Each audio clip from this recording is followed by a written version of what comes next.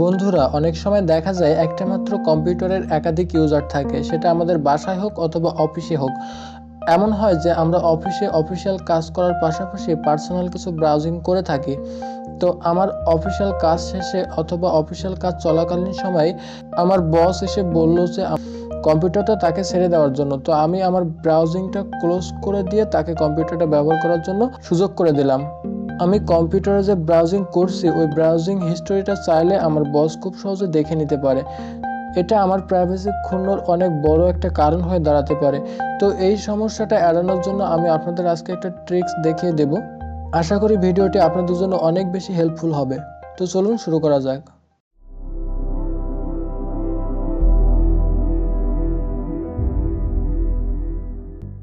তো এখান থেকে আমি গুগল ক্রোমটা ওপেন করে নিলাম। তো এই গুগল ক্রোমে আমি যে কাজই করব না কেন সেটা আমার হিস্টোরিতে যে জমা হয়। তো এখানে আমি জাস্ট সার্চ দিলাম ইউটিউব লিখে।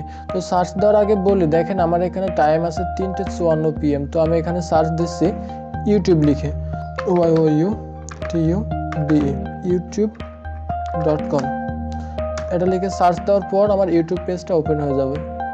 দেখেন আমার ইউটিউব পেজটা ওপেন হয়ে গেছে। আর এখন যদি আমি হিস্টোরিটা দেখতে চাই, তো হিস্টোরি দেখার জন্য আমার এক কিবোর্ড কমান্ড হলো Ctrl+H। তো আপনি যদি শর্টকাট Ctrl+H প্রেস করেন সেক্ষেত্রে আপনার হিস্টোরিগুলো সব দেখাই দেবে।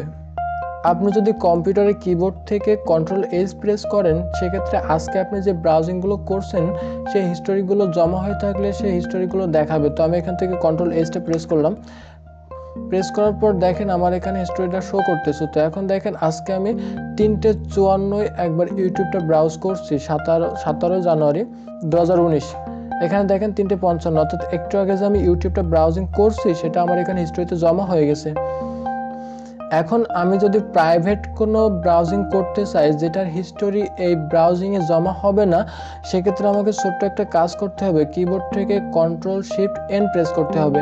আবার বলি Ctrl+Shift+N। তো Ctrl+Shift+N প্রেস করলাম। প্রেস করার পর আপনাকে এমন একটা প্রাইভেট ব্রাউজিং সাইটে নিয়ে আসবে। এখানে আপনি সমস্ত কাজগুলো করতে পারবেন। আপনার ফেসবুক, ইউটিউব যে কাজগুলো ইন্টারনেটে করা যায় সব কাজ এখানে আপনি করতে পারবেন। এখানে দেখেন কিছু উল্লেখ করে দেওয়া আছে যে তারা কি কাজগুলো করবে না, আর কি আপনার ডাটাগুলো রেকর্ড করবে না, এইসব লেখা আছে। আপনারা চাইলে একটু পড়ে নিতে পারেন। তো এখানে যেটা বোঝা হয়েছে যে আপনি যেটা ব্রাউজিং করেন না কেন সেটা গুগল ক্রোম কোনো রেকর্ড করবে না, কোনো হিস্টোরি জমা রাখবে না।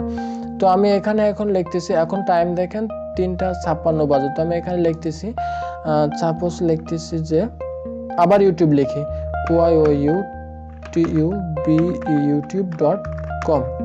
youtube.com লিখে সার্চ দিলাম। সার্চ দেওয়ার পর দেখেন আমার এখানে ইউটিউব পেজটা ওপেন হয়ে গেছে। তো আমি এখন আবার একটু হিস্টোরিটা চেক করে আসি। সেটার জন্য আমার Ctrl+H প্রেস করতে হবে। Ctrl+H প্রেস করার পর আমার এখানে হিস্টোরি শো করতেছে। এখানে দেখেন 3:54 আমি যে ব্রাউজিংটা করছিলাম সেটা দেখাচ্ছে, কিন্তু এখন 3:57 বাজে এখন যে ব্রাউজিংটা করছি সেটা এখানে হিস্টোরিতে জমা হয় নাই।